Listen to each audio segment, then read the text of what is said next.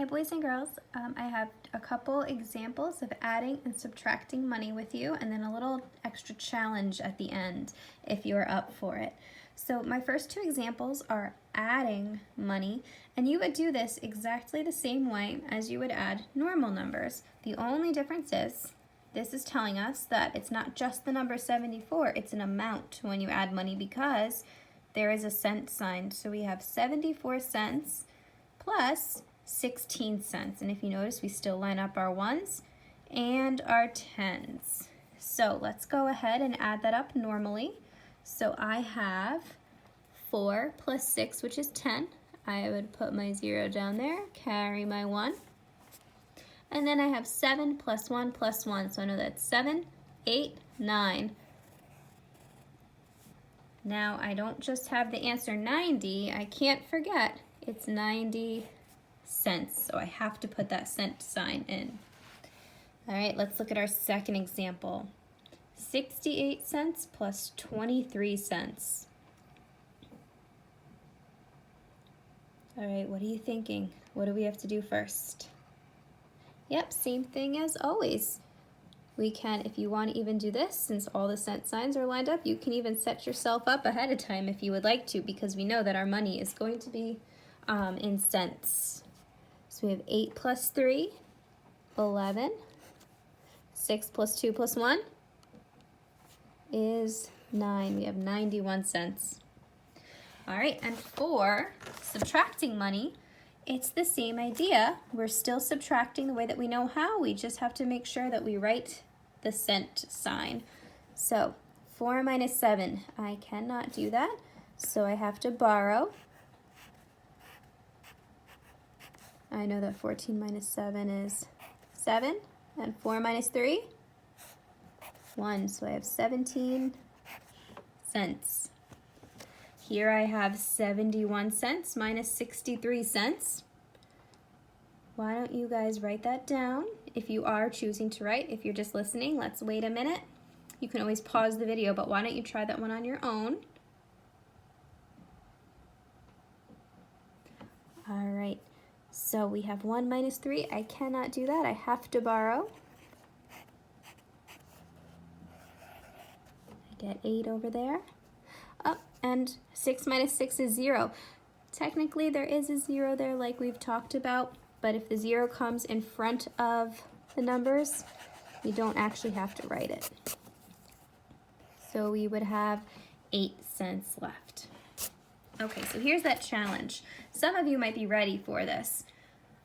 And if not, don't worry, because right now we're not learning the dollar sign when we're adding. They've just done the cents, but if you would like to try it, you are more than welcome to. And it's the same exact way that we add and subtract, except I notice a little dollar sign over there. So when you add and subtract money, there is now a decimal point because, like I told you at our Google Meet the other day, all of the dollars, the full dollar amounts, go in front of the decimal. After is all the cents. So these are all the coins that don't add up to a whole dollar bill yet. They have to stay on this side of the decimal. When they reach a full dollar, it's kind of like what we've been learning. It's too big to stay over here, so it has to go on that side. So I know that you guys have heard that before with our numbers, kind of like in the tens and the ones place. If your cents add up to a dollar, it actually goes on that side. So if I have $1.37, I put my $1 over here. There's my decimal, and there's my cents, 37 cents. I want to add $3.45 to it. So we're going to go ahead and add the same way that we've been learning this whole time. So think about 7 plus 5. Right, we got 12. I'm going to carry my 1 right to the next spot. Now I have 1 plus 3 plus 4. Yep, we have 8.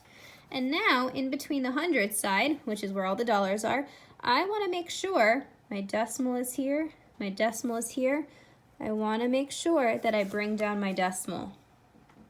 So that's why it's always important to line up your numbers in the correct spots, especially that decimal. And now we have $1 plus $3, which is 4. And don't forget, your dollar sign. So now we ended up with $4.82. And the same thing goes for subtracting. We're going to subtract the way that we've been learning this whole time. The only difference is we now have a decimal in there because it's money. So we have $5.82 minus $3.41. So like I said, if you want to try this on your own, you can pause the video and then play it again if you want to check your answers. So we have 2 minus 1 is 1.